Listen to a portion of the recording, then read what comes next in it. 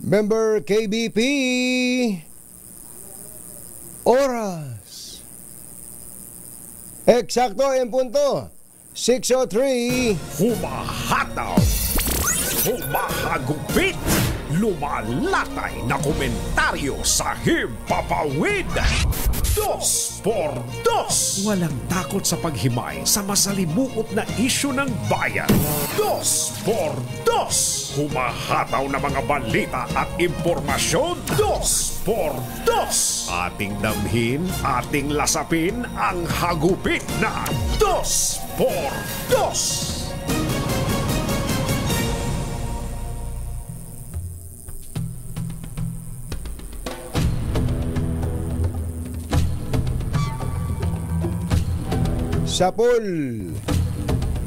Sapul ka dyan. Sapul ang Pilipinas sa pinaigting na global trade war ni US President Donald Trump nang magpataw ng 17% taripa sa mga kalakal mula sa Pilipinas. Sa post ni Trump sa Truth Social, ang 17% na taripa ay mas mababa kumpara sa mga kapitbahay sa Southeast Asia gaya ng Vietnam na may 46%,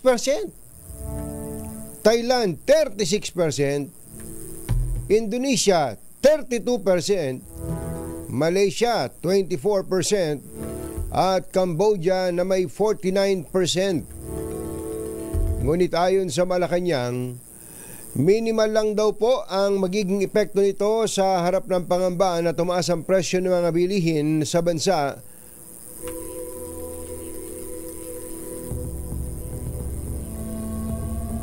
Kasunod ng ipinataw na 17% na taripa sa mga kalakal simula sa Abril 9. Sinabi ni PCO Undersecretary Attorney Claire Castro na inatasan na ng Pangulong Bongbong Marcos ang DTI at Department of Finance na magsagawa ng pag-aaral kung ang pagtaas ng taripa ay makakaapekto sa mga export ng Pilipinas sa Amerika. Isyu ng bayan. Katotohanan. 2x2. Pag maitim ang balak, magtago ka na. 2x2. Si Jerry at si Anthony, narito na. 2x2. Hahataw ng todo, urado ka. 2x2. Ang katotohanan, dala nila. 2x2. Walang sinasamba pali, maniwala ka. 2x2. Hataw ng gusto, tol, umasa ka. 2x2. 2x2. Yun.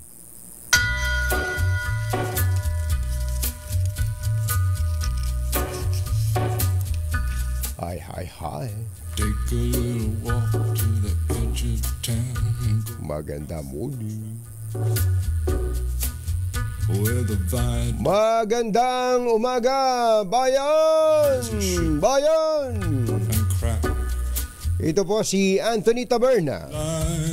Humahabol si Jerry Baha. Ganito habol, oh. Si Mother, kinikilig. Muli pong sumasa inyo ang 2x2 sa umagang ito ng Friday! Yoo-hoo! right hand. Kamusta po kayo? It's a weekend. Sana po ay ayos na ayos lang po kayo, mga kapuso, mga kapatid, mga kabarkada, mga kapamilya, mga kapitbahay, mga buzzers, mga trolls. Ayos ba kayo dyan? Kasweldo na ba kayo? Kailangan na nakakabawi kayo para sulit, ha? Para sulit. Grabe to si McDonald, no? Tama yung termino ginamit mo, Mother, global trade war. Nagdeklara siya ng giyera dito, eh. Ang sinasabi po ni Donald Trump, mga magulang at mga mahal na taga-subaybay, ay ganito: This is one of the most important days, in my opinion, in American history. Ito ang isa sa pinaka-importanteng araw sa aking palagay sa kasaysayan ng Amerika. Yan po sabi ni Donald. It's our declaration of economic independence. Si Donald Trump pa rin po nagsasalita. Ito ang ating papahayag ng kalayaang pang-ekonomiya. Kasarin lang pang-ekonomiya daw po. Matindi. A green paper in his red right hand. Alam nyo, ang Amerika po ay napakalaking trading partner ng Pilipinas. Pero wag ko kayong mag-alala, mga kababayan. Wag ko kayong mag-alala. Hindi naman Amerika lang ang bansa sa buong mundo. Bagamat sigurado may epekto ito. Ang tinutukoy ko po ay Pilipinas lang, at ayoko namang magmukhang economic expert dito. Pero sa totoo lang po, magtatawag tayo mamaya ng nakakaintindi po pagdating dito sa ginawa ni Mang Donald. Ang problema lang po dito sa ginawa po ni President Donald Trump, maaari daw po, sabi po ng Fitch Ratings, na maging sanhi ng pagbagsak ng ekonomiya ng ibang mga bansa, at baka nga mauwi pa sa recession ang mga pinaggagawa ni Donald Trump. Jerry Baja at Anthony Taberna sa 2x2 sa DZRH. Let's Marvin Gaye and get it on.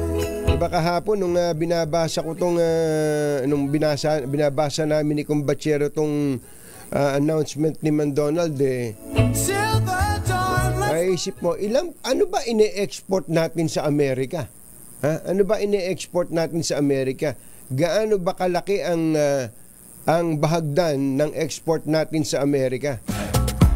Baka nga pagka kinuwenta mo yung balance of trade na tinatawag, Mother, baka lumitaw, mas marami pa tayong inaangkat sa Amerika kaysa sa ini-export natin sa Amerika. Kaya wag tayo masyadong mas marami tayo inaangkat. Kaya talagang wala tayong choice kundi pagalingin natin ang sa maraming aspeto ng kalakalan at produksyon. Galingan po natin. Kasi kapag umasa tayo katulad nitong ginawa ng Amerika na to, ay nako, magiging kawawa po tayo. Pero sabi nga po ni Aling Claire Castro ng Malacanang, maganda nga yan eh. Maganda nga yan eh. Yan ang yan ang angulo. Maganda nga yan eh. Tayo 17% lang ang ipinataw sa atin. Yung mga kapitbahay natin, ang tataas. So ang lilitaw daw po nun, kung meron mga mas matindi ang epekto, yung mga kapitbahay natin. So ang kukunin, meaning ang aangkatin ng mga kung sino mang galing sa Amerika, ng mga negosyante sa Amerika, yan man ay chips o kaya ay agricultural products, yung especially sa IT, meron tayong mga IT, yung mga maliliit na mga halimbawa yung pinoproduce dito nung yung Intel saka yung Amcor Anam. Ay nako, baka daw mas maganda ang mga negosyanteng Amerikano at Amerikana ay sa atin pa kumuha kaysa sa mga kalapit nating bansa. Kumusta po ang ating mga misis ng tahanan? Pasensya na kayo at itong tarif na to ay nauna nating talakayin. Pero ako gusto ko ring manita eh. Kabaligtaran tayo eh. Ang Pilipinas hindi nagtataas ng tarif, nagbababa ng tarif. Naalala nyo ba yung ginawa ng pamahalaan nito pong kalagitnaan ng 2024? Natatandaan nyo pa ba? Ayan, no? Natatandaan nyo pa po ba na ibinagsak natin ng 20% ang taripa sa imported rice? Opo, ibinagsak. Ang dahilan po nun, ay tama ito, Yuel, semiconductors, ayun pala, coconut oil. Medyo malaki ang coconut oil na ine-export natin sa Amerika. Pero wag kang mag-alala, marami pa nangangailangan ng latik ng Pilipinas. Marami pa. Pag nalaman nilang masarap ang latik ng mga Pilipino. Maalala ko lang uli, mabalik lang ako dun sa sila nagtataas, tayo nagbabagsak. Kaya po tayo nagbabagsak ng taripa para po bumaba ang presyo ng bigas na inaangkat natin mula sa ibang bansa. Dahil tayo na yata ang number 1 na importer ng bigas sa buong mundo. Woohoo! Hindi po nakakatuwa yun, mga kababayan. Pero yun na, parang yun na ang naging direksyon.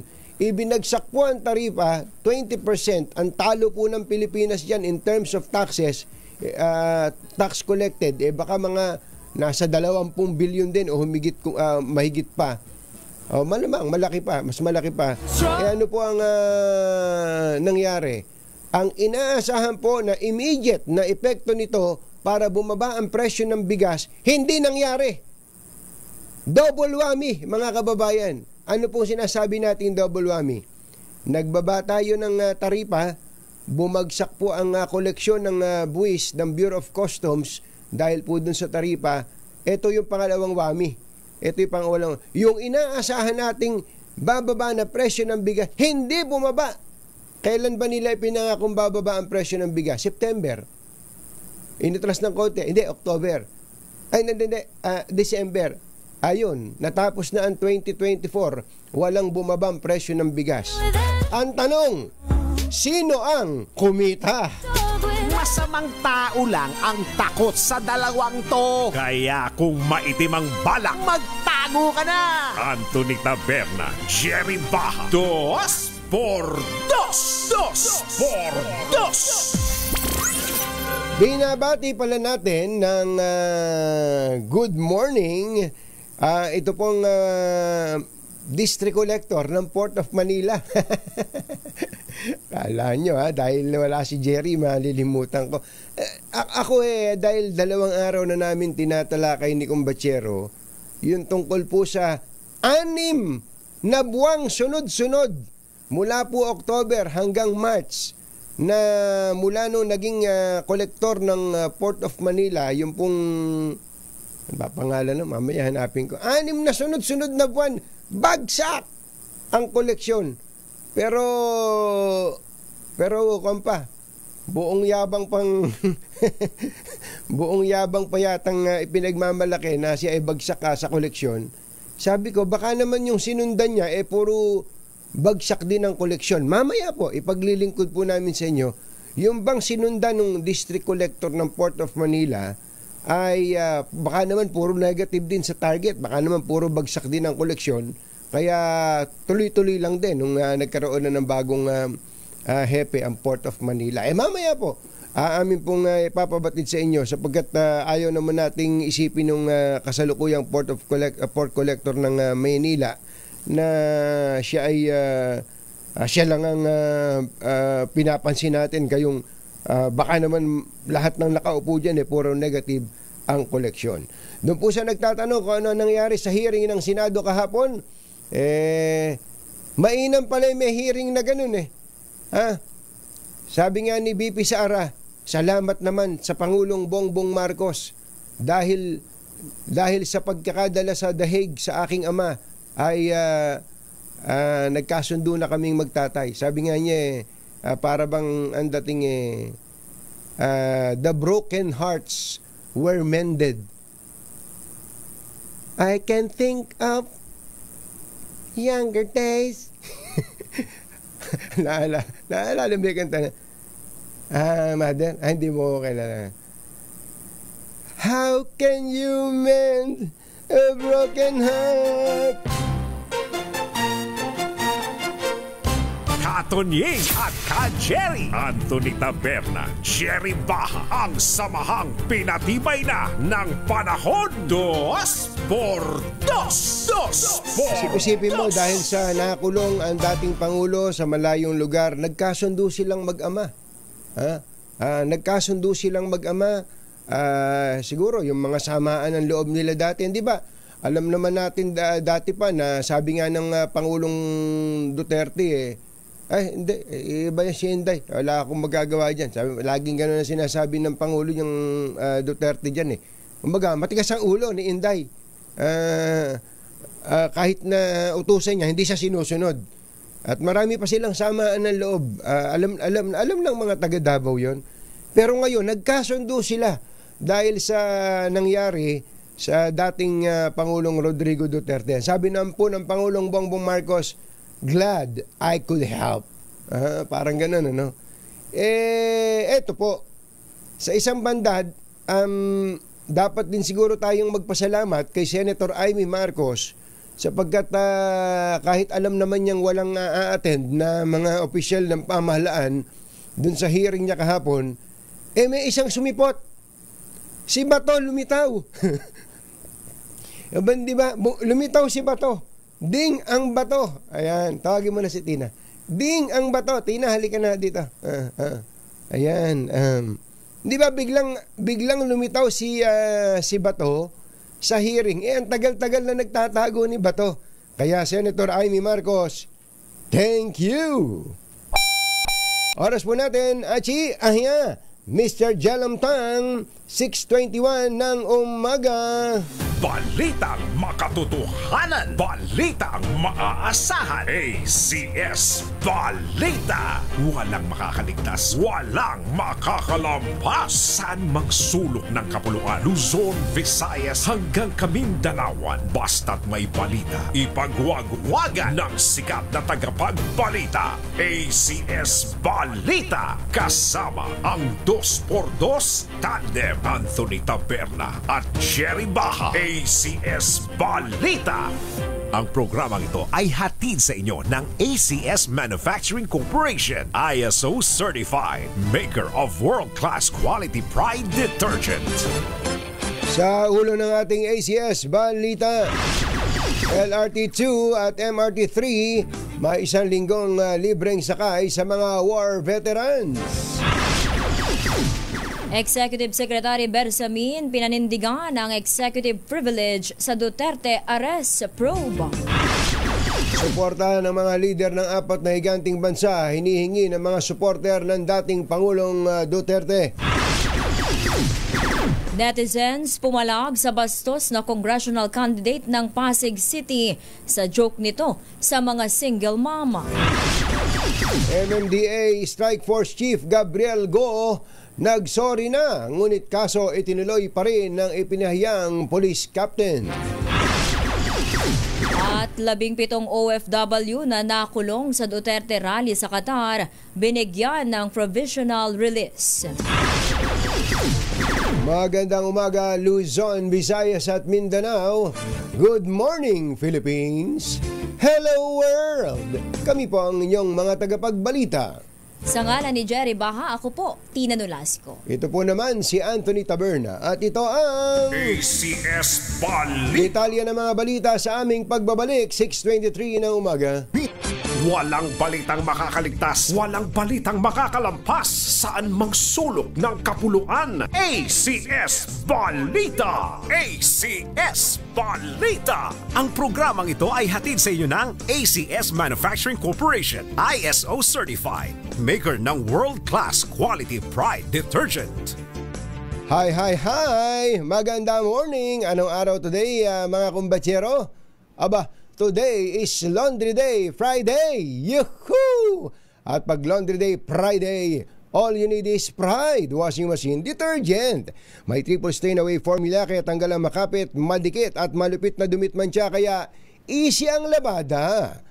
Kaya pala mula noon hanggang ngayon, all you need is Pride. All you need is Pride. ACS. Kasama ang 2x2 tandem Anthony Taberna at Jerry Baha. ACS Balita. ACS Good News. May 1,000 libreng sakay para sa mga veterano ng digmaan ang Metro Rail Transit 3 at LRT 2 mula April 5 hanggang 11.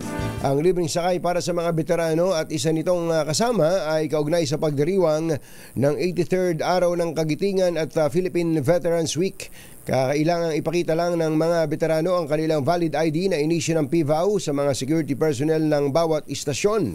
Sa isang pahayag, sinabi ni MRT3 General Manager Michael Kapati na kinikilala ng MRT3 ang sakripisyo at naging kontribusyon ng mga veterano para sa ating bansa noong World War II.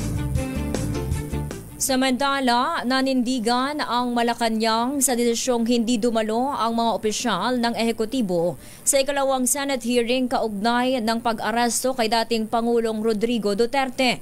Ayon kay Executive Secretary Lucas Bersamin, may ilang paksang sakop ng executive privilege kaya't hindi maaaring talakayin sa pagdinig. Ito ang dahilan kaya una nang nagpadala si Bersamin ng liham kina Senate President Chis Escudero at Senator Amy Marcos bilang formal na abiso na hindi makadadalo ang mga opisyal ng ehekutibo. We determined that there were many probable or likely topics na covered by those matters that would come under yung executive privilege. Iginiit din ni Bersamin sa liham na sapat na ang naibigay na impormasyon na makalihim sa naunang Senate hearing. Alas 6:32 ng umaga, Diyos maray na aga sa Indugabos, mga Bicolano, mata na kamo, gising na. Umaasa si dating Presidential Anti-Corruption Commission Chairman Greco Belhica na makatatanggap sila ng suporta mula sa mga lider ng iba't ibang bansa kaugnay ng pagkakaaresto kay dating Pangulong Rodrigo Duterte. Sumulat si Belhica kina US President Donald Trump, Russian President Vladimir Putin, Chinese President Xi Jinping at Israeli Prime Minister Benjamin Netanyahu upang himukin silang ideklara na iligal ang ginawang hakbang ng ICC.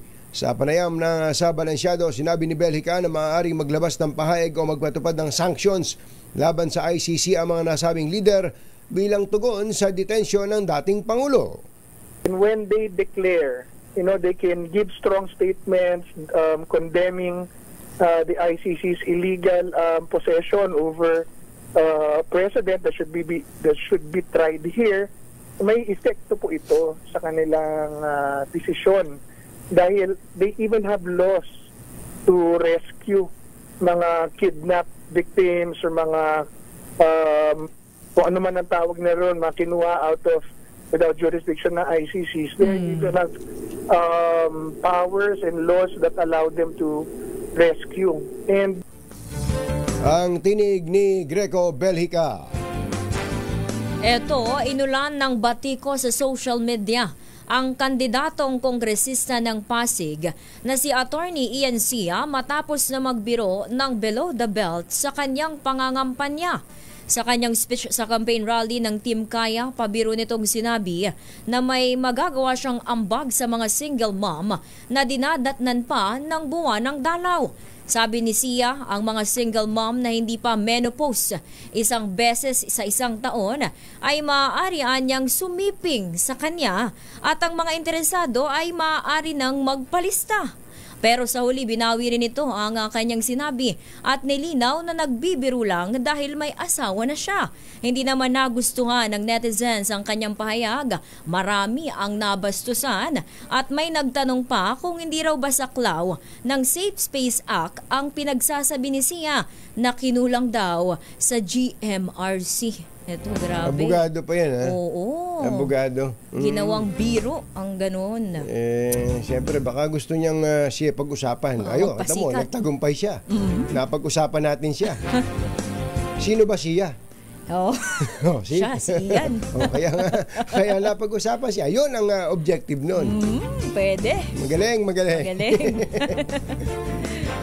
Magaling si Boy Bastos. Yun lang, Bastos. 6:35 na umaga, Nagsorry na si MMDA Special Action o Operations Group Task Force Head Gabriel Go kay Police Captain Eric Felipe at sa buong PNP matapos ang insidente sa clearing operation ng MMDA sa Quezon City. Kasunod ito ng mga negatibong reaksyon na natanggap ni Go nang mag-viral ang video kung saan sinisigawan niya si Felipe dahil nakaparada ang motor ng pulis sa bangketa sa Barangay Teachers Village East sa nabanggit na lungsod. Bukod sa pulis, nagsorry din si Go kay Napolcom Commissioner Attorney Rafael Calinisan na agad din namang tinanggap ng opisyal. Aminado si Go na naging aral sa kanya ang nangyari at sinabi niyang hindi tamang haluan ng emosyon ang trabaho. So nais ko pong itong umagang ito, formally po na humingi po ng paunawa at of course gusto ko rin po magbigay ng humingi ng paumanhin. Hindi lang po sa ating kagalang-galang na commissioner but also directly to Captain Felipe po. Sir, if you are listening to this, ako po ay humihingi ng paumanhin sa inyo dahil po sa nangyaring it's not my intention na magkaroon po ng ganong hindi maayos na pangyayari at pakikitungon po.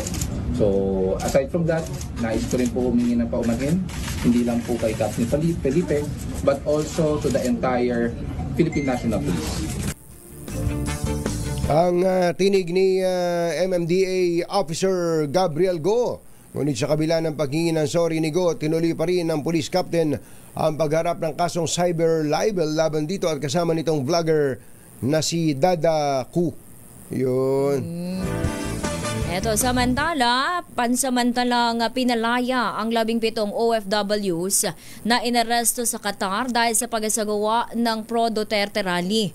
Ayon kay Secretary Hans Leo Kakdak ng Department of Migrant Workers, binigyan ang 17 Pinoy ng provisional release habang isinasagawa ang investigasyon.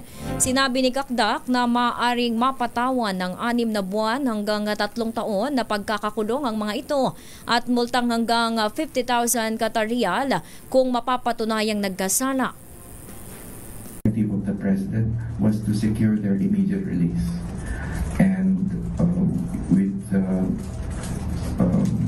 gladness, we report today that, of course, based on the President's directive to secure the immediate release of the 17 who are still detained, the Qatari authorities in 2 separate batches, the males at around 2:30 a.m.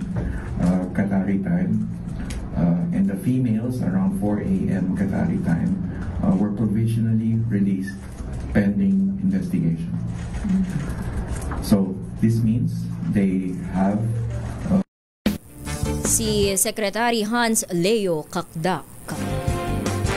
Ang tumrabaho pa rin ay ang Philippine government dahil trabaho ito ng gobyerno at talaga. Kahit na sino pa ang nandoon sa ganong kalagayan. So hindi pa naman pala off the hook, ano? So provisional, pag sinabing provisional, pansamantala lang yan.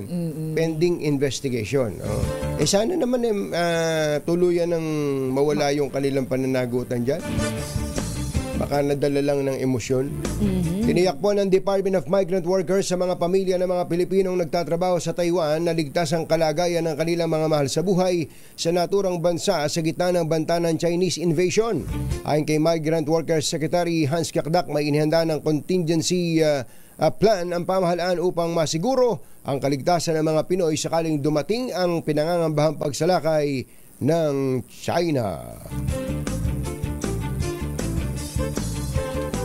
Samantala, arestado ang isang babae na kinilalang si Priscilla Sunga, tabilog sa Ninoy Aquino International Airport sa Pasay City dahil sa human trafficking.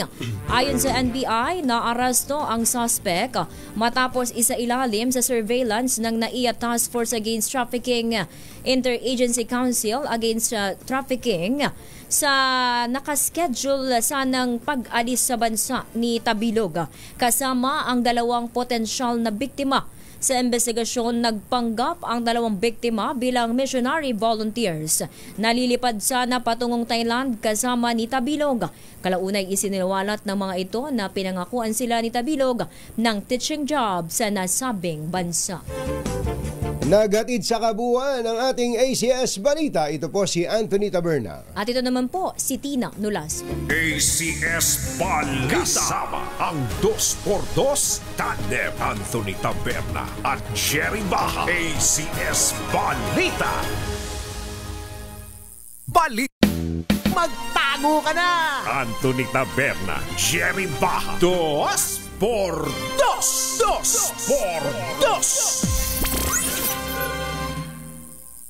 Let's Marvin Gaye and get it on. You got Oy, easy. Easy, ako lang to. just like they say it in the song. Si Katonying po ito, minus Jerry Baha. Gay and get it on. Alam nyo naman, pagka medyo umiidad na, Got this king says to us. masakit na mga balakang, kaya hayaan nating magpahinga yung mama. Isang napakalaking balita po ngayon na sumambulat sa mga pahayagan at pati na rin po sa iba't ibang mga balitaan, hindi lang sa Pilipinas, kundi sa buong mundo. Ang ginawa po ni US President Donald Trump na hinambalos po ng matinding taripa ang mga imports kung galing sa Amerika o exports mula sa iba't ibang mga bansa papunta sa Amerika. Kasama na ang Pilipinas. Jerry Baha at Anthony Taberna sa 2x2 sa DZRH. Ano, dapat ba tayong mangamba? Dapat ba tayong mawala ng pag-asa? Kausapin po natin si Trade Secretary Cristina Roque. Secretary, magandang morning. Si Katonying po ito. Good morning, Katonying. Maraming salamat at sa pag-imbita mo dito sa radio programa mo. Good morning. Good morning po at mabuti sa inyo na po manggaling. Ilang percent po ba talaga ito pong taripa na ipinataw po ng ni President Trump sa Pilipinas? 17 o 18? 17% po. Yun ang imposition ng reciprocal tariff po para sa Pilipinas. Yes. Okay. Ang tanong po natin, ito po ang pangamba ng ating mga kababayan. Yari ba tayo dito? Paano na yung mga imports ng Amerika, meaning yung exports natin papunta sa Amerika? Yes, actually, Katonying, kung titingnan mo in the first glance, no, sa unang tingin, sasabihin mo, wow, ang laki ng taripa na mga produkto natin na i-export. Pero kung i-compare mo sa mga neighboring countries natin at saka yung, should we say, mga competitors natin sa pag-export, tayo po ang second sa pinakamababa. Ang pinakamababa Singapore, which really doesn't have much export. Yung ibang countries na malaki ang export at mga competitors natin pag-export sa Amerika ay ang Thailand, which is 37% ang tarif. Vietnam, 46% ang tarif. Laos, 48%. Cambodia, 49%. China, 34%. Indonesia, 32%. Taiwan, 32%. Korea, 26%. So this goes to show may edge pa rin po tayo. Actually, mababa tayo compared sa ating mga neighboring countries na mga kalaban din natin ito or competitors when we export sa US.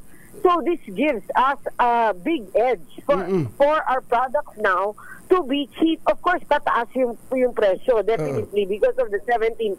So in other words, mas tataas yung presyo nila. So in other words, pagka tiningnan mo pala ng buo, especially sa mga competitors natin, pabor po sa ating mga exports. Correct, ito pong nangyari na to. Yes, correct. Kasi actually, nung una, alam mo naman, we already know na magtataas ng tariff. So, nagpapanik yung mga tao. Pero, dapat i-compare nila magkano ba yung tariff na ipinataw ng US sa ibang countries na actually are, as I said, competitors natin when we export. So, definitely, we still have an advantage and an edge. Ang sabi po dito sa listahan ng US Trade Representative Office, ang ating pong export sa Amerika noong nakaraang taon ay $14.2 billion. Ano po ba itong number one na ine-export? O at least magbigay kayo ng top of mind mga ine-export natin sa Amerika. Yes. Yeah, ang ine-export natin, of course, yung unang-unang is really semiconductors and electronics. Yun talaga 53%. Okay, doon muna tayo sa electronics. Sino po kalaban natin sa electronics sa pag-e-export? Maraming, of course, China, no? Kalaban natin sa electronics. Tapos may Taiwan, kalaban din natin sa electronics. So if you really look at it, mas pabor pa rin sa atin kasi in China 34%. Indonesia nag-export din 32%. Ang South Korea pala ay competitor natin din yan. Correct. Oo, tapos tayo 17%. Okay. So, that still gives us a big edge kasi malaki mababa lang yung atin eh. We are the second lowest tariff next to Singapore, which is 10%. Electronics, ano pa po yung pinakamalaking ine-export natin?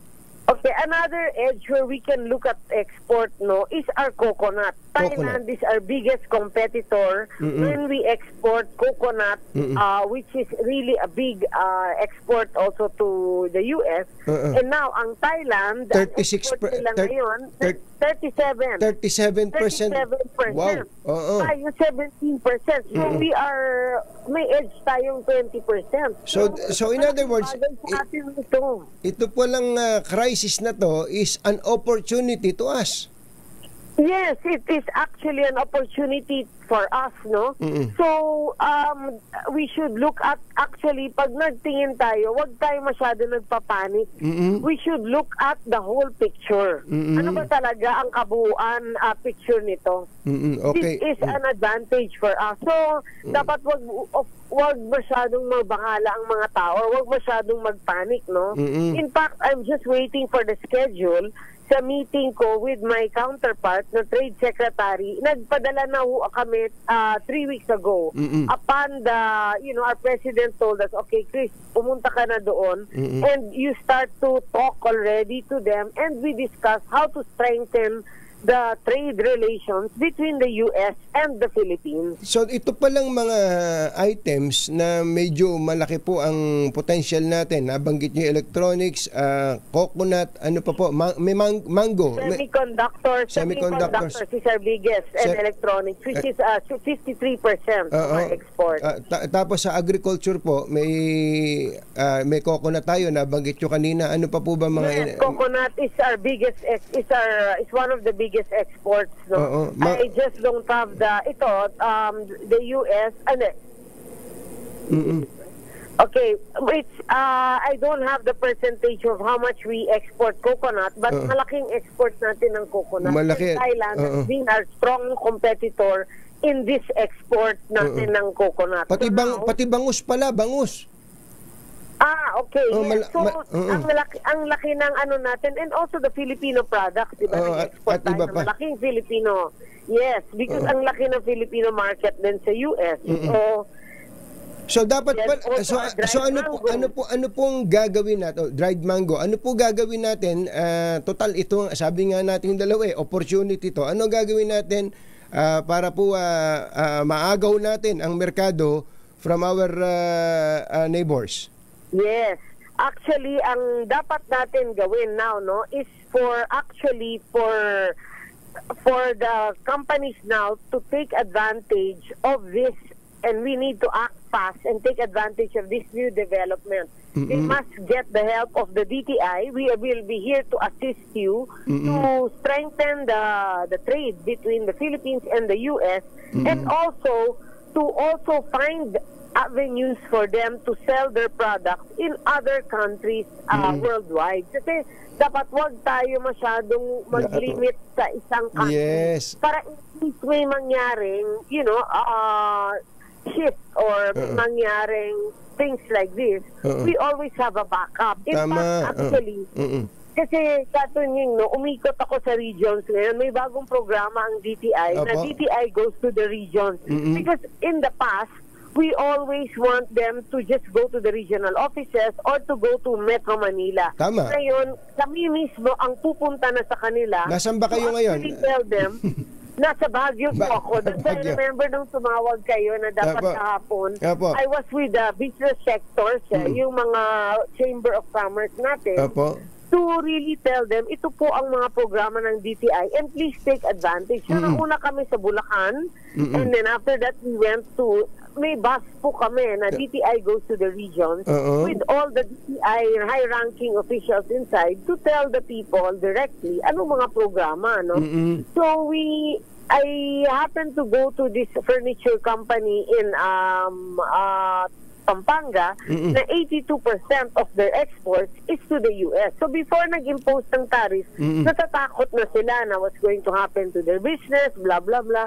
So I said, don't worry, DTI will find avenues for them to sell their furniture, not just in the US, but in so many markets worldwide, no? Kasi DTI actually has 29 posts, meaning 29 offices sa iba-ibang bansa, 21 trade attaches na pwede ho kaming mag-B2B and mag-open ng market. Ginagawa ko ho ito. I've been doing this po since nakaupo ako and for the last 7 months, no? And also this DTI office, mga aggressive po ito. So we must take advantage of this ang dami nating produkto na pwedeng i-export. Sa totoo lang, yun lang sapatos eh. Ang ganda ng sapatos natin, makakalaban na tayo ngayon kung ganyan ang taripa pala, no? Yes. Makakalaban. Imagine China now, we remember in the latest years, no? China would get a lot of the products. Kasi pag lumaban tayo, natatalo tayo ng China sa presyo. Pero ngayon, sa laki na ng tariff ng China, which is 34%, then it already actually evens out or gives us an edge already in the playing field. At sa mga American businessmen, mas makakatipid sila if they buy products from the Philippines. Yes, ganun po. Actually, we just signed a lease agreement with Chevron sa Batangas land, and they pledged more investments in our country, which is a strong manifestation ng confidence nila sa Pilipinas. So, actually, madami pong lalo na when we had the Create More, no? Ito yung bagong act or law natin, no? Na that gives tax incentives. Mababa na yung taripa natin, nag-encourage pa tayo ng tax incentives ng investors. Sa mga magbubukas ng ng mga investors. So actually, kung titingnan natin yung bigger picture, this is an edge for us. Opo. Nako, maraming salamat sa paglilinaw at medyo, alam nyo, pagka ganito kalaking balita, nervyusin ka, yung pong paliwanag nyo ngayon, palagay ko, lalong gaganahan ang mga nasa production, nag-e-export. Secretary, dagdagan natin ang pagpapaliwanag sa kanila. Butit meron kayong DTI, to the regions, Yeah, DTI goes to the regions. Goes to the regions. Ikot po kami. Yes, maganda po to and ang ganda ng naging response. Like for the Cordillera region, they said first time this was ever done in the whole history of the DTI. Saka nakita nila, mas maganda sa personal yung secretary ng DTI. Secretary Chris, maraming salamat po at ingat po kayo sa susunod ulit, sa uulitin. Yes, maraming salamat, Katuning. Maraming salamat. Thank you so much. Si Secretary Cristina. Thank you, maraming. Yes, ma'am. Yes, maraming salamat. Yes, last na please po. When I was talking to a big exporter in Cebu regarding the mangoes, the dried mangoes. Sino yan? Si Justin Uy? Si Justin Uy po. Justin Uy, yes. Justin Uy. Sabi niya sa akin, he gets it already yung kalaban niya talaga Cambodia. Baba ng presyo ng Cambodia compared sa atin. Pero ngayon ang taripa ng Cambodia para sa product is 49%. Ang laki po nito. So we have an edge lang of 32%. 32% is big. Siyempre naman, opo. It's huge. Kailangan pagbutihan natin ngayon ang production ng mangga dito sa Pilipinas. Department of Agriculture naman yan, opo. Opo. Yes, actually, tatawagan ko po si Justin para sabihin, Justin, ha? Diba? Agad na balita po yan. Okay. Yes. Thank you so much, Secretary. Maraming salamat po. Happy weekend. Maraming salamat, Katunying. Regards. Okay, bye-bye. Si DTI Secretary Cristina Roque. Isyu ng bayan, katotohanan, 2x2. 7:01. Ni Taberna, Jerry Baha, ang samahang pinatibay na ng panahon. 2x2. 2x2.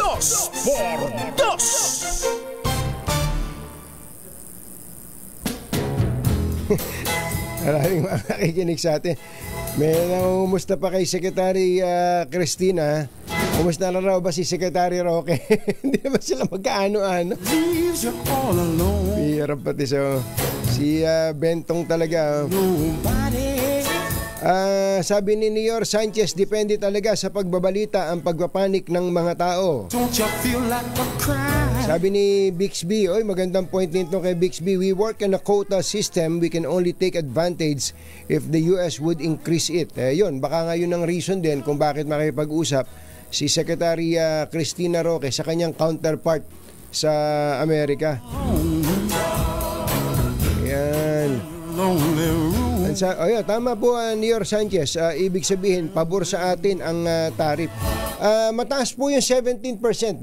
Pero pag tiningnan mo nga naman yung, ito, ngayon pagka binasa nyo po, Cambodia, 49%. Grabe. Ang Thailand, 37%. So, doon pa lang, makakalaban na tayo sa buko sa nyog. Ang taas ng production ng Thailand, ng buko. Ang totoo, dyan ako nakatikim ng buko pandan bumili ako sa sidewalk, bumili ako ng buko. Nakalagay, buko pandan. Sabi ko, totoo ba to? Tinikman ko, binuksan niya Binuksan, buo yung buko, binuksan niya. Lasang buko pandan nga, sabi ko. Meron pala talagang ganon. Parang meron ng variety ng buko na siguro pinagbarkada yung buko sa pandan. Ang ganda po ng production ng Thailand ng nyog.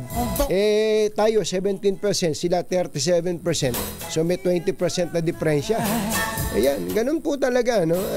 Nabanggit ko na kanina, in every crisis, there is an opportunity. Minsan kasi, ang tinitingnan lang natin, magmukmuk Ano ang gagawin natin? Uy, nako, lungkot na tayo, lungkot. Hindi. Marami po tayo Nung lang pandemic, gaano karaming kababayan natin ang yumaman. Nagkaroon ng hanap buhay na maayos. Nung pandemic, hindi nagmukmok, gumawa ng paraan at sana ganito rin ang magandang diskarte po natin, lalo na ng gobyerno na siyang gigiya sa mga Pilipino. Kauna-unahan sa Pilipinas. NBC Manila Broadcasting Company. DZRH, member kapisanan ng mga broadcaster ng Pilipinas. Member KBP, oras, Kapopoy. 6 na minuto na makalipas ang 7 ng umaga. Balitang bagong-bago. Balitang dapat alam mo. Balitang magdadagdag ng talino. Dahil bagong impormasyon, makibalita. Unang-una sa DZRH. Pangunahing balita. Kasama ang 2x2 tandem nina Anthony Taberna at Jerry Baha. Sa ulo ng ating mga pangunahing balita. Pangunahing balita. Pilipinas mas makikinabang sa ipinataw na malaking taripa ng US ayon sa DTI. Stock market ng US bumagsak sa harap ng pangamba sa ipinataw na taripa na yumanig sa mga merkado sa mundo. Sa Pina, ikinakasal ang Senado sa mga opisyal na no-show sa hearing kaugnay sa Duterte arrest. Cover-up inilutang sa hindi pagdalo ng ilang miyembro ng gabinete sa Senate hearing. Dalawa lang topic natin no? Senator Bato, plano daw pong dalawin si dating Pangulong Duterte sa The Hague. Magsusuot daw po ng wig para hindi makilala. At PNP pinag-igting pa ang seguridad sa summer vacation. Magandang umaga Luzon, Visayas at Mindanao. Good morning Philippines. Hello world! Kami po ang inyong mga tagapagbalita. Sa ngalan ni Jerry Baha, ako po, Tina Nolasco. Ito po naman si Anthony Taberna. At ito ang... Pagunahing balita! Sa detalye ng ating mga balita, nasyak ang Wall Street at marami ang nabigla na hindi nakita mula noong COVID outbreak nang mag-react ang financial market sa buong mundo dahil po sa pag-aalala hinggil sa pinsala na maaaring idulot ng mistulang global trade war ni US President Donald Trump sa mga ekonomiya sa mga kontinente. Bumagsak ang stock market sa Amerika kasunod ng deklarasyon ng pagkapataw ng taripa. Ito ay iba-ibang porsyento po. No? Sa Pilipinas ay 17%. Ang pinakamababa dito ay Singapore na wala namang ine-export, 10%. At may pinakamataas na 49%. Pati po ito sa mga kaaway at kaalyado. Ayon sa UBS, isang financial service company, maaaring magpabagsak sa paglago ng ekonomiya ng Amerika ng 2% ngayong taon at magpataas sa inflation hanggang 5% ang nasabing hakbang. Nangambari ng ilang mga pangunahing merkado sa Asia at Europa na maulit ang pagbagsak ng ekonomiya gaya ng COVID-19 pandemic dahil sa taas ng singil sa taripa ng Amerika. Kinalma ng Department of Trade and Industry ang publiko lalo na ang mga negosyante matapos na magpataw ng 17% na taripa ang Estados Unidos sa exports ng Pilipinas ang Amerika. Sa panayam ng DZRH kay DTI Secretary Cristina Roque, bagamat malaki ang taripang ipinataw ng Amerika, ngunit pabor pa niya sa mga Pilipino ang hakbang na ito ni US President Donald Trump. Paliwanag nito, dapat tingnan ng mga negosyante ang bigger picture sa nangyari kung saan pangalawa sa pinakamababa ang ipinataw na taripa ng Amerika sa Pilipinas kumpara sa mga kakumpetensyang bansa. May edge pa rin po tayo. Actually, mababa tayo compared sa ating mga neighboring countries na mga kalaban din natin ito or competitors when we export sa US. So this gives us a big edge for our products now to be cheap. Of course, tataas yung presyo definitely because of the 17%. So in other words, mas tataas yung presyo nila. Ang tinig ni DTI Secretary Cristina Roque. Sa ibang balita, pinasasampina ni Senator Amy Marcos sa mga miyembro ng gabinete ng kanyang kapatid, si Pangulong Bongbong Marcos. Ito ay matapos na hindi dumalo sa ikalawang pagdinig ng Senado ang mga cabinet members. Kaugnay ang nasabing pagdinig sa ginawang pag-aresto ng International Criminal Court kay dating Pangulong Duterte. Ayon kay Amy, naipadala na niya kay Senate President Chis Escudero ang kopya ng mga sabpina upang lagdaan pero hindi pa ito napipirmahan kaya't magpapadala siya muli ng mga bagong sabpina. Sagot naman ni Escudero, hindi muna niya lalagdaan ng mga sabpina hanggat wala pang rekomendasyon mula sa legal team ng Senado. Kaugnay ng balitang yan, may hinala si Senator Amy Marcos, chairperson ng Senate Foreign Relations Committee, na may nangyayaring cover-up sa ginawang pag-aresto ng International Criminal Court kay dating Pangulong Rodrigo Duterte. Ito'y matapos hindi dumalo sa ikalawang pagdinig ng Senado hinggil sa pag-aresto kay Duterte ang mga miyembro ng gabinete ng kasalukuyang administrasyon. Ayon kay Amy, ang pag-iwas sa katotohanan ay parang utang na may interes habang hindi binabayaran, lalong lumalaki ang atraso. Maaari rin anyang iwasan ang pagharap ngayon pero darating din anyang araw ng paniningil. Sabi pa ng senadora, ang katotohanang itinatago ay kasinungalingan din at mukhang ganoon ang nangyayari ngayon sa pagtatago ng katotohanan gamit ang executive privilege at sub judice. Sub judice. Sub judice. Sub judice. Pwede mo sabihin? Sub judice. Ayan, sub judice. Engineer Tony Nanggel, 7:12 ng umaga. Nanindigan si Executive Secretary Lucas Bersamin na sakop ng executive privilege ang ilang miyembro ng gabinete na hindi na sumipot sa ikalawang pagdinig ng Senado hinggil sa pag-aresto kay dating Pangulong Duterte. Giit ni Bersamin, ang mga paksang tinalakay sa Senado ay sakop ng executive privilege sa pagitan ng Pangulong Marcos at ilang opisyal nito. Mas mainam din anyang maaga silang sumulat sa hindi pagdalo para maagang naabisuhan ang Senado. Samantala, iginiit naman ni Senator Marcos na nirerespeto niya ang doktrina ng executive privilege pero dapat anyang tandaan na hindi ito pwedeng gamitin bilang blanket shield para ilagan ang mga tanong at umiwas sa imbitasyon ng Senado.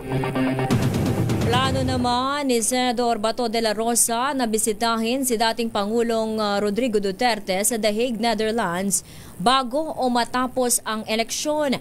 Sinabi din ni de la Rosa na magtatry siyang mag-apply ng visa kung i-issuehan siya at pag may pagkakataon ay bibisitahin niya si Duterte bago ang May 12 election. Sinabi ni Bato na kung pupunta siya sa The Hague ay magsusuot siya ng wig para hindi siya makilala doon. Sa panayam ng balansyado sa DZRH, sinabi ni Bato na kung walang digong, walang bato ngayon sa Senado. Lumitaw ang dating PNP chief sa Senado kahapon at ito ang unang pagkakataon na muli itong nakita doon matapos arestuhin si Duterte at lumahok pa sa ikalawang hearing ng komite ni Senator Amy Marcos. Hanap din ng paraan at saka assurance na mabisita natin si Pangulong Duterte. Kung mabigyan tayo ng assurance mabisita, din na by all means babiyahe tayo. Habang wala pang warrant. Kung may warrant na, mahirap na bumiyahe. Baka welcome na ako doon. Not as a visitor, but as a resident of... Si Senator Bato de la Rosa. Susunod, Tito Boy. Sino itong retokadong celebrity at naging controversial noon?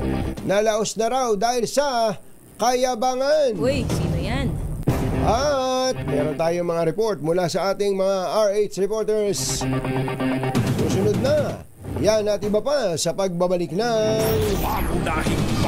7:15. This time check. Kay Kuyang Deo at kay Ruel, ang titindi talaga ng mga installer nyo ng bubong. Ang bibilis kumilos. Baka gusto nyo na rin gumaya sa akin, nagpalit ng bubong. Buti na lang may bubong na maaasahan.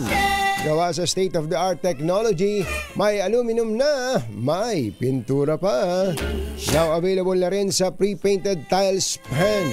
Para sa eleganteng bubong na matibay na makulay pa, mag-cherry loom, pre-painted ka na. Kumusta po Kuya Boy Fabian, Kuya Obet Imperio at Kuya Rolly Romero?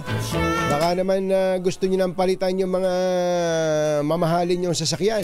Ito, hindi mamahalin pero masisiyahan ka. Ito pong Cherry Tiggo 7 Pro Hybrid. Ang Cherry Tiggo 7 Pro Hybrid ay mayroong 1.5 turbocharged na makina para sa mas swabing pagmamaneho. Gamit ang kanyang hybrid system na may sariling baterya, nabuboost po nito ang performance at siyempre pati yung fuel economy. Hindi po mawawala sa Cherry Tiggo 7 Pro ang Apple CarPlay at Android Auto. May power tailgate na rin ang Tiggo 7 Pro Hybrid. Kuhang ka subok na subok yan ni Secretary Art Tugade. Secretary Art, maganda morning. Diba mura lang 1.1 million magkakaroon ka na ng brand new Tigo 7 Pro Hybrid. At higit sa lahat, magiging kampante ka pa sa premium preserve warranty package ng sasakyang ito para sa worry-free ownership. Talaga namang ang Cherry Tigo 7 Pro Hybrid ay swak na swak na kapartner para sa inyong road trips. Mami Sel, Mami Rosel Taberna, ibili mo naman ako nito. Bili mo naman ako nito. Subukan at i-test drive mo na ang Tigo 7 Pro Hybrid SUV. Bisitahin ang Cherry dealership na malapit sa inyo. Anthony Taberna at Jerry Baha, DZRH, pangunahing balita. Metro Manila ngayon. Si kumbatserong Jerry Baha, meron daw 9 years old na bata na naghahanap sa'yo.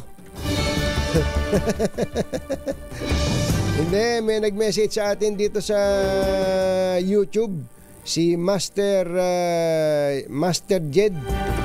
Katunying hinahanap ng anak ko si Jerry Baha. Nagulat ako, kilala kayo, 9 years old daw itong batang to.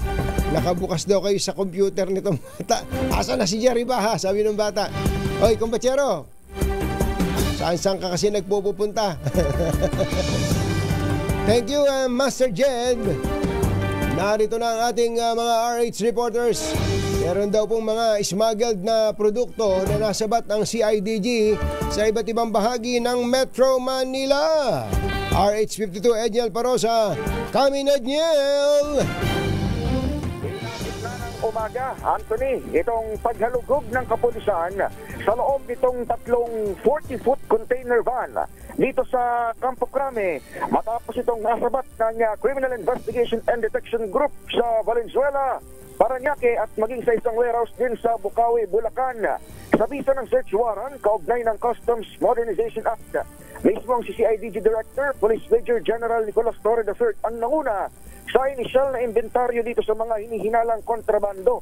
Galing sa Port of Manila, itong mga produktong sinasabing misdeklarado batay doon sa paunang tip ng Office of the Special Envoy for Transnational Crimes at sinasabing misdeclared para nga siyempre makaiwas doon sa makarampatang buwis. Pero nang simulan itong unang inventaryo sa unang 2 truck kagabi, tumambat sa CIDG ilang gamit sa kusina, t-shirt, portable fan. Kaiba sa unang deklarasyon na mga bag ang nilalaman ng mga ito. Pero may isa pang truck dito, nakabalagbag pa rin dito sa tapat ng CIDG HQ. Hindi pa nabubuksan ng operatiba at ipagpapatuloy sa mga susunod na mga oras. Kausap natin itong driver, pahinante ng ilan sa mga container van na siyempre nandito pa rin sa kanilang mga sasakyan. Itong mga sasakyan na ito ay may Chinese characters, ang bitbit. Sinabi nilang sa mga warehouse na sila nasukol ng CIDG bago pa man sila hatakin dito sa PNP headquarters. Inihahanda na ng unit ang mga kaukulang kaso laban sa mga di pa sinasabing consignee. Pero itong mga truck na ito, 4 itong nasa harap ng CIDG headquarters. 3 na yung nabubuksan, pero yung isa doon sa 3 nabuksan ay tama naman yung laman.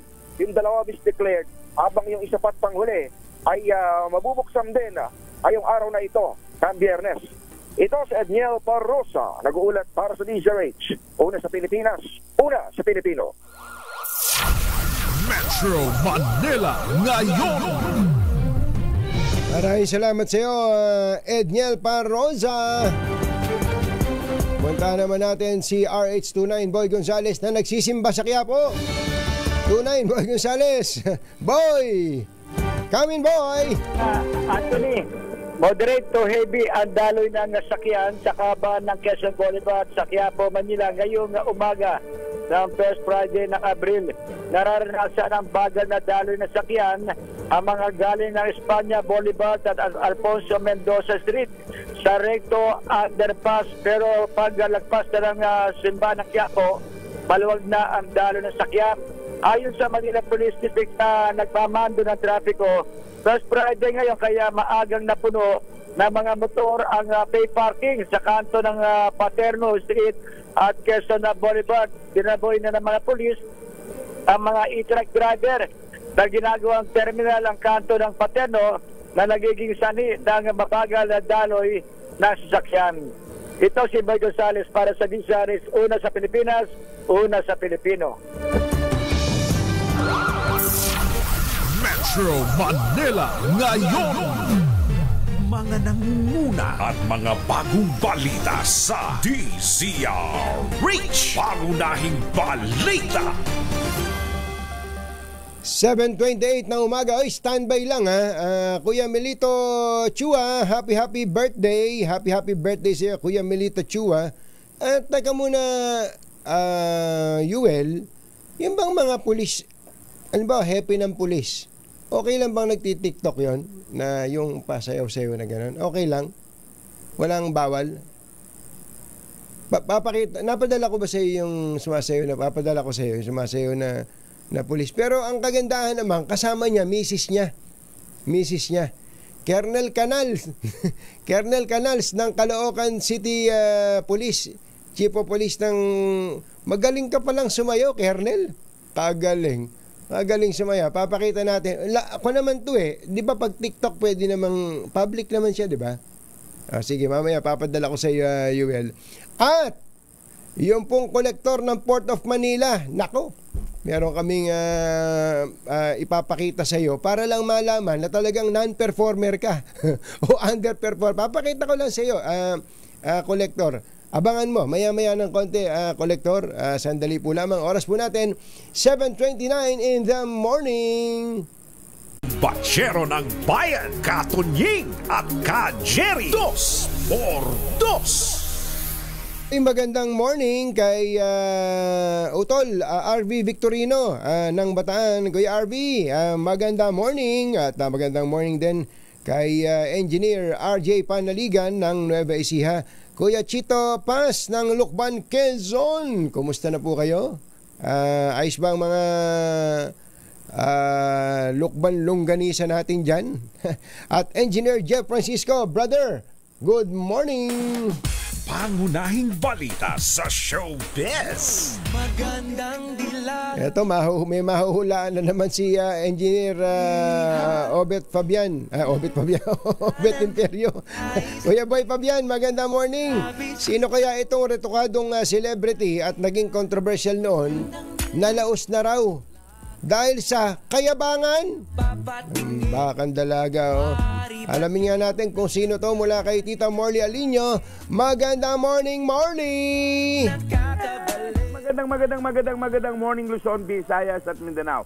Good morning, Katunying at Ka-Jerry. Nakakaloka itong dating celebrity na kung saan ay pinag-usapan, controversial siya. Nung panahong palo pa siya, bigla siyang nagpapogi sa pamamagitan ng Salamat po Doktor. Talagang super mega tagumpay ang pagiging guwapo niya noon na kung saan ay marami itong naging proyekto.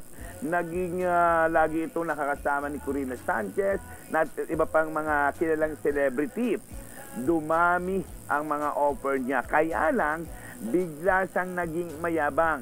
Pili niya, sikat na siya at wala nang makakapagtumpa pa sa kanya. Kaya sa dami ng kanyang mga commitment, lahat iyon hindi niya pinupuntahan. Naggalit ang mga producer at doon nagsimulang malaos ang nasabing celebrity.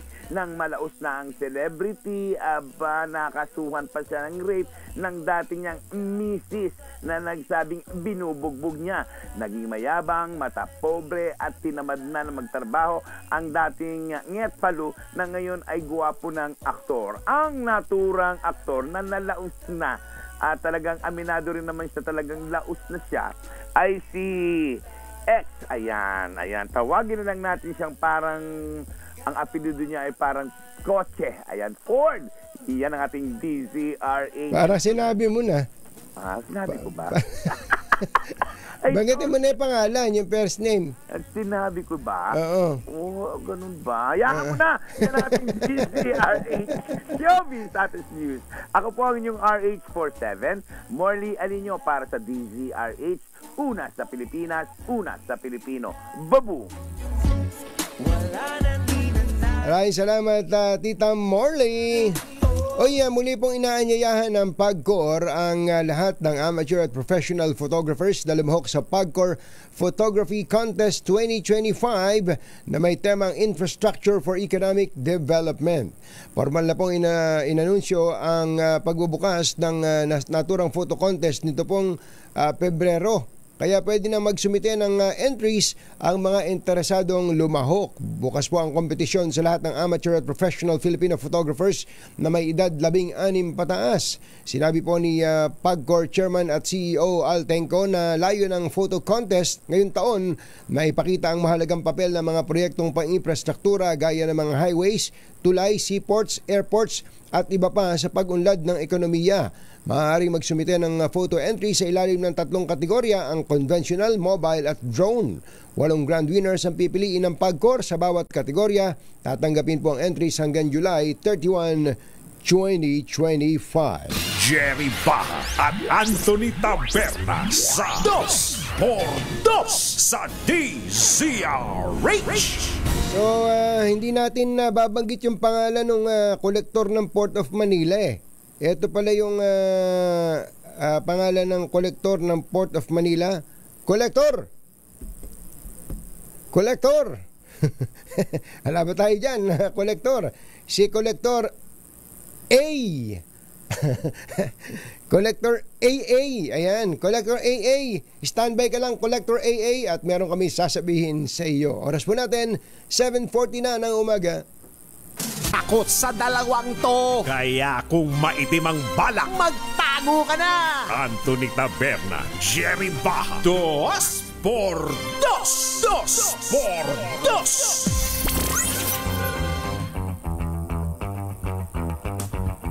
7:45 ng umaga. Magandang umaga po, Uncle Sam. Ombudsman Samuel Martires. Marami pong mga nagsasampa ng kaso ngayon, pero alam nyo, kahit panahon po ng eleksyon na laging palusot ng mga kinakasuhan, ito politically motivated. Nako, luma na yan. Dapat po talaga ang tingnan kung may basis ba yung reklamo. Katulad nito, no, dyan po sa Cebu, sa lalawigan ng Cebu, ang NBI po sa Central Visayas ay nagsampa ng kaso laban po sa katakot-takot ng mga opisyal sa isang bayan dyan sa lalawigan ng Cebu, bayan po ng Dalaguete, Cebu. Kaya lang may damay dito mga taga DPWH.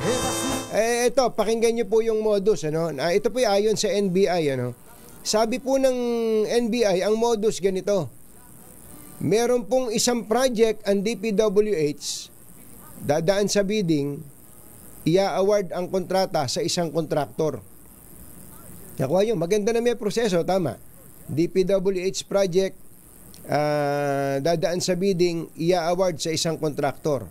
Ang problema, dito po sa Dalaguete, Cebu, mga kababayan, ang isang particular case po na tinukoy po ng NBI sa Central Visayas ay isang road repair, concreting, with a contract amounting to 9.6 million pesos. Ito daw po ay sa ML Quezon Street, Poblacion, Dalaguete, Cebu. 9.65 million pesos. At ito daw po ay ang nanalo daw pong kontraktor dito ng DPWH ay itong Socor Construction Corporation. Socor Construction Corporation. Okay, hindi ba ang iniisip natin ang gagawa ng kalsada itong kontraktor? Mantakin ninyo, ang gumawa po ng kalsada, ang nag-implement po ng project yung LGU. Ginastos po ng LGU ang resources niya, ayon po sa NBI, ginamit ng LGU ang resources niya, ginamit ang mga tauhan niya, ginamit ang heavy equipment niya, at ginamit po ang manpower ng LGU ng Dalaguete, natapos po yung proyekto. Ulitin natin, ito po yung DPWH project, dapat yung private contractor ang gagawa, pero ang gumawa ay ang LGU ng Dalaguete, Cebu. Ang pangalan, nung natapos na yung project, mga kababayan, kahit hindi naman sila gumawa, na-kolekta po nitong si Socor Construction Corporation ayon sa NBI ang bayad ng DPWH na 9.650 million pesos para sa project. Sabi po ng NBI, modus operandi na po ito. Dati pa daw pong ginagawa dyan sa Dalaguete, Cebu. Magpapagawa ng project, isipin mo kalokohan yun, ano? Project ng DPWH ang mag-i-implement yung munisipyo. Siyempre, gagastos ang munisipyo dun eh. Magbabayad ang munisipyo, gagastos ang munisipyo, gagamitin niya ang equipment niya, etc. etc. Tapos, sisingil yung kontraktor. Anak ng bakang dalaga naman. Kaya, ito pong NBI, Cebu Central Visayas Regional Office ay nagsampa po ng kasong paglabag sa Anti-Graft and Corrupt Practices Act, nagsampa ng kasong malversation of public funds, at nagsampa rin ng kasong grave misconduct as penalized under RA 6713. Ito po yung mga kinasuhan. Uncle Sam, yung mga ganito, dapat yari kagad to pagka na-imbestigahan totoo itong reklamo. NBI po ito ang nagsampa. Ang kinasuhan po ay pangunahin na yung mayor ng Dalaguete, Cebu, si Mayor Ronald Alan Sisante. Dapat siguro masisante ito kung totoong ginawa niya to. Yung municipal engineer, kinasuhan po dyan, pati po yung DPWH chief ng construction section, yung junior project engineer ng DPWH kinasuhan, at siyempre kinasuhan din po yung Socor, yung nanalong kontraktor. Hindi naman siya gumawa, siya nang ulekta, at ang pinagawa pa yung ang ginamit resources ng gobyerno. Anak ng bakang dalaga. Pati po yung, at maraming iba pa na mga kinasuhan po dito. Uncle Sam, please do something about this. Hindi ho dapat nangyayari ito. Ito po, double whammy to na disgrasya na ginastosan na ang kaban ng bayan ng lokal na pamahalaan ng Dalaguete. Hindi pa ako napupunta dyan. Ito po yung press release lang ng NBI Central Visayas. Nagastosan na yung bayan ng Dalaguete. Nagastosan pa ang DPWH. Anak ng bakang dalaga. Anak ng bakang dalaga talaga. Isyu ng bayan, katotohanan, 2x2. Mamadaming time sa lahat. Katonying at Ka-Jerry, Anthony Taberna, Jerry Baha, ang samahang pinatibay na ng panahon. 2x2. 2x2.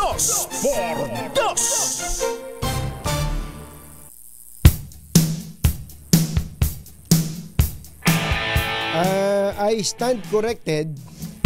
Ang pronunciation pala doon sa bayan na yon, sabi ng isang Bisaya na si Kuyang Eric Di Vinegracia ay Dalaget. Dalaget daw, hindi Dalaguete. Sorry na. Hindi naman kasi ko na binabasa ko lang itong statement ng NBI, Central Visayas NBI. Grabe, ito po, dumaan na po sa investigasyon ng NBI ito. At yung palang isang parehong modus na ginawa nila last year, may namatay pang construction worker na kinuha ng munisipyo. Same modus. Gumagastos na yung gobyerno ng national government, DPWH, gumagastos pa yung local government, kinukolekta nila yung pera. Sinong magkakasabwat dyan? Anak ng bakang dalaga. Ito na ang pangalan po ng kolektor ng Port of Manila. AA. Kolektor Alexander Alviar. How are you today, sir? Mahirap sigurong matulog, sir, no? Isipin mo, kung pinag-uusapan nga namin ni Mother Malu dito kapag ka ikaw ay binigyan ng sales target, kahit nga sa tindahan lang ng damit sabihin, ito, target mo to, ito mabebenta na, kailangan ito mabenta natin, kapag ka hindi ka nakapagbenta nung buwan na yon ayon sa target, medyo mare-reprimand ka. O kaya sasabihin ka ng may-ari, oy, sa susunod pagka hindi mo na hit yung target mo, ililipat ka. Okay, tatanggalin ka na dyan. May mga ganun ito pong si Customs Collector Alexander Albiar ng Port of Manila, hindi isa, hindi dalawa, hindi tatlo, hindi apat, hindi 5, 6 na buwan straight negative po ang sa target ng collection. Itong Port of Manila, ito pinakamalaki, isa sa pinakamalaki. Opo, mula po nung nailagay siya dyan ng October, puro negative, billion po ang ang shortfall, mga kababayan. At ang pinakahuli na shortfall niya ay itong March 2025. Ang target po diyan ay 8.4 billion, ang nakolekta lang po niya ay 7 billion, negative 16.9%. Naisip ko tuloy, baka naman talagang mahirap ma-i-assign dyan sa Port of Manila na yan. Baka naman lahat ng na-assign dyan hindi naman nakaka-target. Problema kasi, Collector, sa dami na ngayon ng dumadating sa aming impormasyon, kahit daw hindi ka nakakakolekta ayon sa target, paganda raw ng paganda ang iyong mga nabibiling mga kasangkapan. Patingin nga ng relo mo. Patingin nga ng relo mo. Patingin nga ng auto mo. Sabi nga ni Senator Ping Lacson, ang mga mandarambo ngayon sa gobyerno hindi na nahihiya hindi na nahihiya. Dati nahihiya pa, medyo ihihiya pa kumbaga, bago dumating sa opisina niya, bababa muna sa auto niyang maganda, tapos sasakay sa isang lumang auto para pagdating sa opisina niya, maliit lang at mumuray sa kanya. Pero ngayon hindi. Ang mga mandarambo ngayon sa gobyerno, ipinagmamalaki pa ang kanilang loot. Anak ng bakang dalay. Anyway, mabalik tayo dito kay Collector. Binalikan po namin yung koleksyon ng Bureau of Customs diyan sa Port of Manila noong pong bago maupo. 6 months din ang kinuha namin. 6 months bago maupo si Collector Albiar. Ito po ay inumpisahan namin ng May last year. May last year, positive. June last year, negative 4.0. Naka-negative yung nakaraan. July, positive. August, positive. September, positive. Positive ng 11%. So sa 6 na buwan, isa negative, 5 positive. Medyo mapapatawad mo yun. Yung kay Director yung Collector Alexander Albiar, 6. Kumbaga sa softball, strike 3 lang dapat. Ito, strike 6. Strike 6. Masamang tao lang ang takot sa dalawang to. Kaya kung maitim ang balak, magtago ka na. Anthony Taberna, Jerry Baja. 2 por 2. Kapag ganito po ang baka bigyan pa to ng reward. Kung namamalagi po siya dyan sa loob ng 6 na buwan na puro negative. At baka nga natatapik pa to sa balikat, nasabihan pa ng good job, may problema tayo. Kaya Customs Commissioner Bienvenido Rubio, baka naman mag-reflect po sa inyong leadership ito. Secretary Ralph Recto, baka po naman mag-reflect sa leadership niyo ito. At kay Pangulong Bongbong Marcos, na kayo po ang nakapirma sa papel nito bilang kolektor, baka po mag-reflect sa leadership po ninyo ito. Isipin mo, sablay, 6 na buwan, walang mintis. Anak ng bakang dalaga. Happy birthday na lang kay Willie Relador at kay happy 15th birthday kay Lord Carl Damian. Magandang umaga kay Aya Jelom Tang at kay Dr. Jessica D. Magandang morning. Magandang umaga rin po kay Kuyang Engineer Jeff Francisco. Sa pangalan po ni Jerry Baha, ito si Anthony Taberna. Hanggang sa susunod na hambalos at hagupit ng 2x2, Damdaming Bayan. Susunod na, RD Ronald Tan, good morning!